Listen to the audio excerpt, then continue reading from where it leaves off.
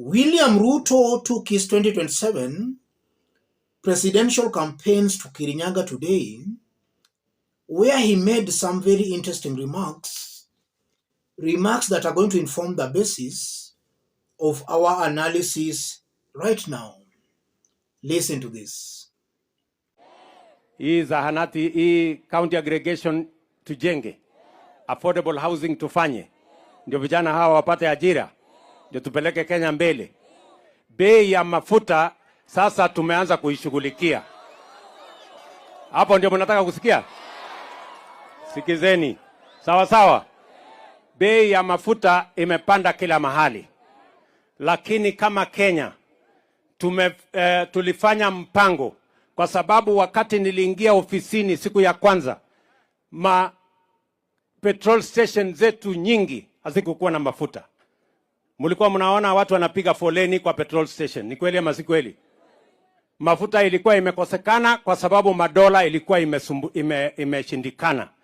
Mimi nikaenda nikaongea na watu wa Saudi Arabia. Nikaenda nikaongea na watu wa United Arab Emirates.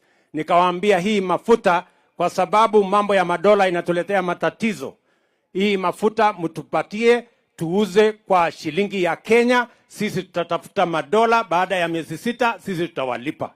Na ndio sababu hiyo leo Kenya tuko na mafuta, kila petrol station haikosi mafuta.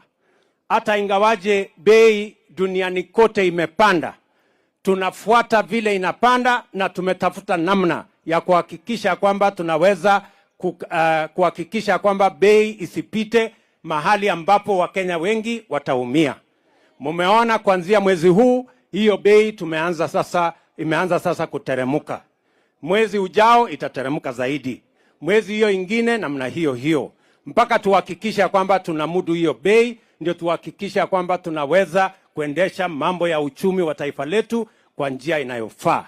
Ile kitu siwezi kuwadanganya ni kwamba bei ya mafuta inashughulikiwa na wale wanatuuzia mafuta. Tunaelewana? Sisi kama Kenya hatuna mafuta, tunanunua kwa watu wengine. Wale wenye kutuuzia ndio wanatuuzia na bei ile wanajua. Na tumekubaliana na wao ya kwamba hiyo bei tutaipiga msasa kweli kweli. Tukiwa hapa, mimi nataka niwahakikishie, Kenya tunanunua kwa bei ya chini kuliko majirani zetu. Ile mkataba niliweka na wale watu wa Saudia na wale watu wa UAE, saa hizi majirani zetu Uganda, Tanzania, Rwanda wanaenda kutafuta vile nilifanya. Kwa sababu vile nilifanya ndio imetusaidia, hatuna matatizo katika masoko yetu na mafuta tuko nayo ya kutosha. Nyinyi mnanielewa?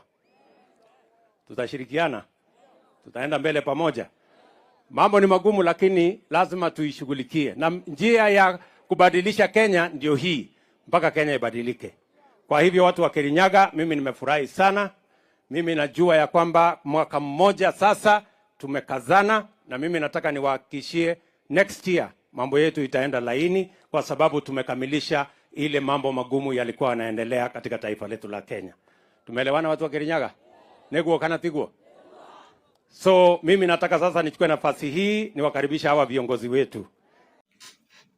I don't know whether William Ruto listens to himself anytime he speaks. He is badly contradicting himself from those remarks he's making, and I'm going to explain that. Looking at that audience, the audience is not excited. They are gloomy. And if all you can compare and contrast last year on the mountain and this year on the mountain, you are seeing clearly that things have gone south. Ruto is fast losing that crowd.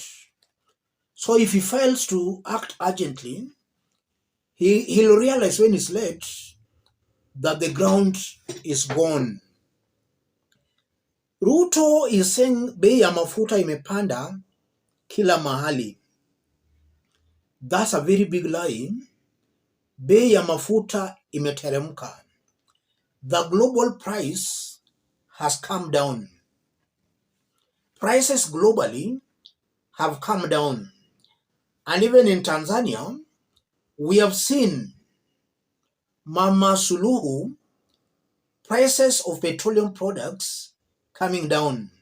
Mama Suluhu has made that happen there. And that has been contributed to the declining oil prices globally.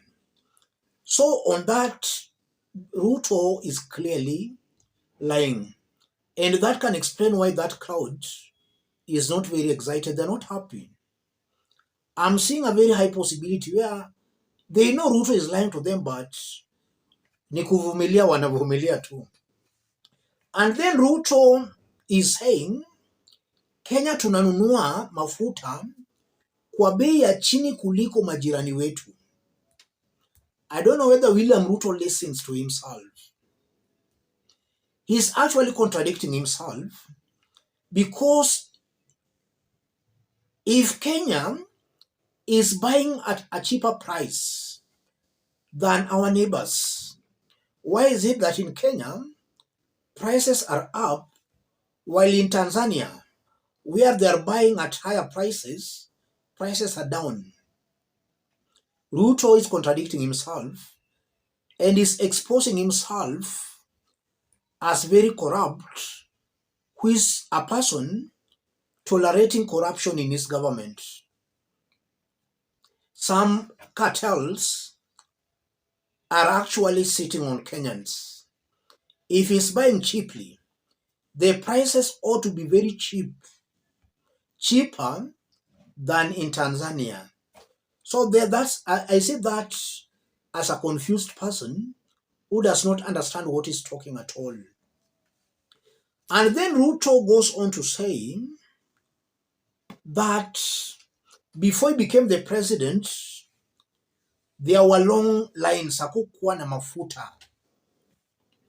So upon coming to power, he negotiated a government-to-government deal where he is now saying that Saudi Arabia and United Arab Emirates gives Kenya oil, then the Kenya pays later after 6 months. So the question here again, if in Uhuru Kenyatta's tenure, petroleum was not there, and in his tenure petroleum is there, why again is it that petroleum is there in large quantities and the prices are up, while when the petroleum products were not there, prices were low? I see that as a contradiction, because naturally, when the supply, or rather when demand exceeds supply, prices should actually go up, because the demand is high and the commodity is not there. Ruto is just talking his own things, because now the supply is there, so naturally the prices should come down. I've always maintained that William Ruto should not be taken seriously. Either he has some mental problems, or is just assuming Kenyans are fools. That speech, in my honest opinion, or rather those remarks, are not making sense at all. In fact, they go ahead to expose Ruto as a liar, somebody who is not worth holding a public office. They are clearly glaring contradictions. In Uhuru Kenyatta's government, mafuta ikwa. In his government, mafuta iko. But we are seeing that in his government, there is a lot of supply, but the price is up.